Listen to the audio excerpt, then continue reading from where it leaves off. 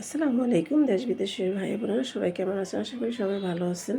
তো আজকে চিংড়ি মাছ দিয়ে কচুরলতি রান্না করব, সাথে নারিকেল দিব।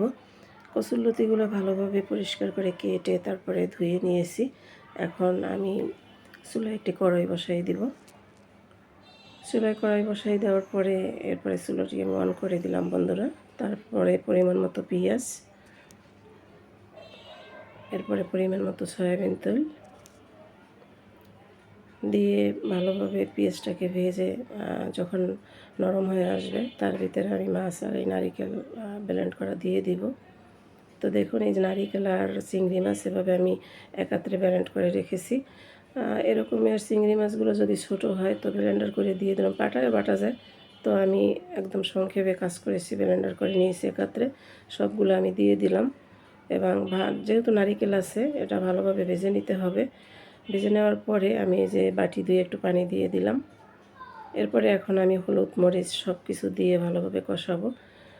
1 চামচ হলুদের গুঁড়ো, এরপরে 1 চামচ মরিচের গুঁড়ো, একটু জিরার গুঁড়ো আর স্বাদ মতো লবণ, সব কিছু একত্রে দিয়ে তারপরে আমি এখন ভালোভাবে কষিয়ে নিব। দেখুন, তো এই যে এখন এই পর্যায়ে আসছে, যে দেখুন কষানো কিন্তু শেষ, তেল জেগে উঠছে মশলার উপরে। এরপর আমি কচুরলতিগুলো দিয়ে দিব। ভালোভাবে নেড়ে ছেড়ে তারপরে ঢাকনা দিয়ে দেব। এইভাবে চিংড়ি মাছ আর নারিকেল দিয়ে কচুরলতি রান্না করলে খেতে অসম্ভব মজা হয়। আপনারাও চাইলে এভাবে রান্না করে খেয়ে দেখতে পারেন। আপনারা রান্না করে খেয়ে আপনাদের যদি ভালো লাগে তাহলে অবশ্যই কমেন্টস করে জানাবেন। তো ভালোভাবে নাড়াচাড়া দিয়ে তারপরে একটু পানি দিয়ে আমি ঢেকে দিব। দেখুন,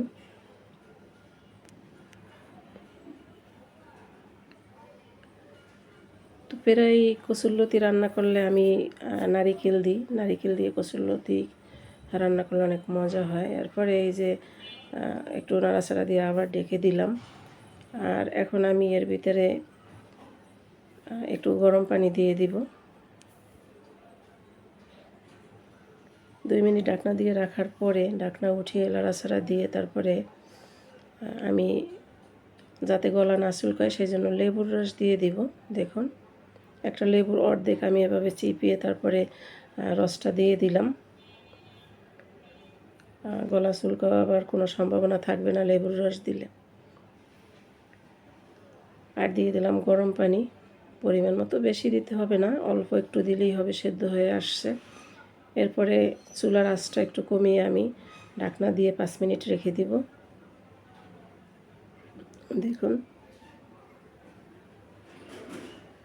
তো বন্ধুরা, আমার এই কচুরলতি রান্নার ভিডিওটি আপনাদের কেমন লাগলো? যদি ভালো লেগে থাকে তাহলে লাইক কমেন্ট শেয়ার করবেন, সাবস্ক্রাইব করে পাশের বেল বাটনটি অন করে দিবেন। এই তো কচুরলতি রান্না প্রায় শেষ। আবার কথা হবে অন্য কোনো ভিডিওতে। সেই পর্যন্ত আপনারা সবাই সুস্থ থাকবেন, ভালো থাকবেন। আল্লাহ হাফেজ। আসসালামু আলাইকুম ওয়া রাহমাতুল্লাহি ওয়া বারাকাতুহু।